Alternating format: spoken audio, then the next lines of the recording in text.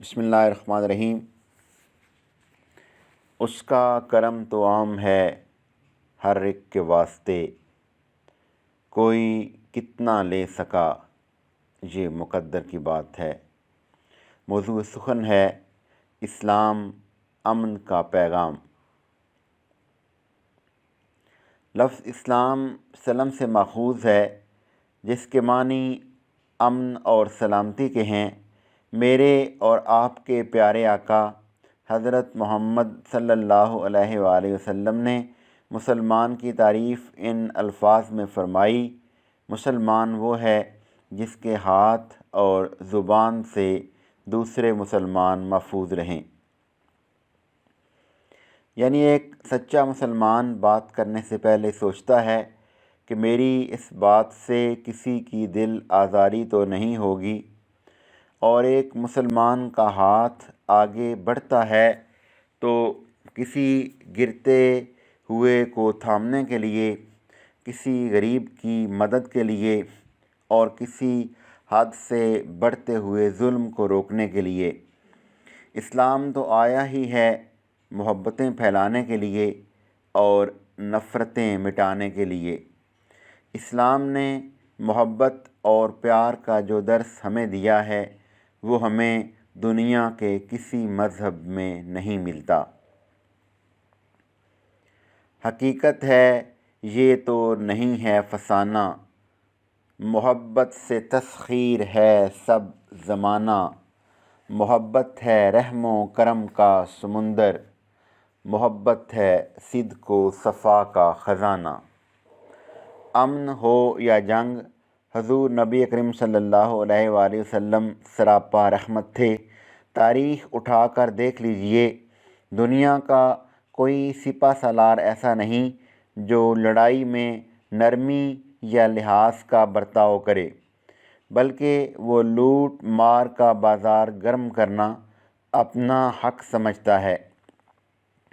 لیکن میرے اور آپ کے آقا حضرت محمد مصطفیٰ صلی اللہ علیہ وآلہ وسلم نے اپنے جانثاروں کو دشمن کے بوڑھوں، معذوروں، بچوں، بچیوں اور عورتوں پر ہاتھ اٹھانے سے منع فرمایا، اور پھلدار درختوں، فصلوں اور دشمن کے مکانوں کو بھی نقصان پہنچانے کی ممانعت کر دی۔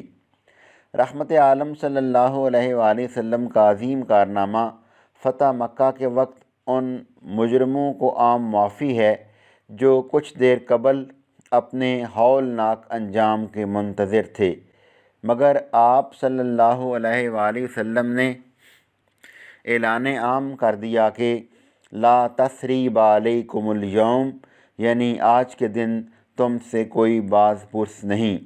یہاں تک کہ ابو سفیان جیسے شدید ترین دشمن اسلام کو اس کے گھر کو امن گاہ قرار دے دیا۔ آیا آنکھ سے جب تو نظر تو دل سے پہچانا، تیری پہچان مشکل تھی بڑی مشکل سے پہچانا۔ کسی کی آنکھ روشن ہے، کسی کا دل منور ہے، کسی نے آنکھ سے دیکھا، کسی نے دل سے پہچانا۔ جنگ تبوک کو ہی لیجئے، سالار اسلام نبی خیر الانام 30,000 سپاہی لیے آگے بڑھے، مگر جب دشمن مقابلہ کے لیے نہیں آیا تو بجائے جارحیت کے واپس لوٹ گئے تاکہ امن میں خلل نہ پڑے۔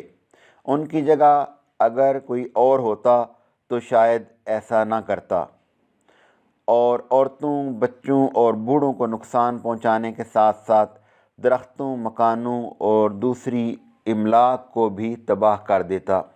دنیا کا کوئی بڑے سے بڑا داعیِ امن و سلامتی اور قائد منشور حقوق انسانی کیوں نہ ہو، حضور سرور کائنات صلی اللہ علیہ وآلہ وسلم، فخر موجودات صلی اللہ علیہ وآلہ وسلم سے بڑھ کر وفادار، بردبار اور صابر و شاکر نہیں ہو سکتا۔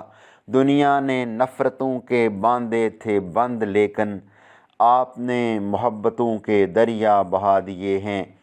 سدرا کی انتہا تک منظر کھلا ہوا ہے، پردے پڑے ہوئے تھے جتنے اٹھا دیے ہیں، یہ تیری خاک پاک کا ادنا سا معجزہ ہے، اندھے تھے جو ازل سے کہ بینا بنا دیے ہیں۔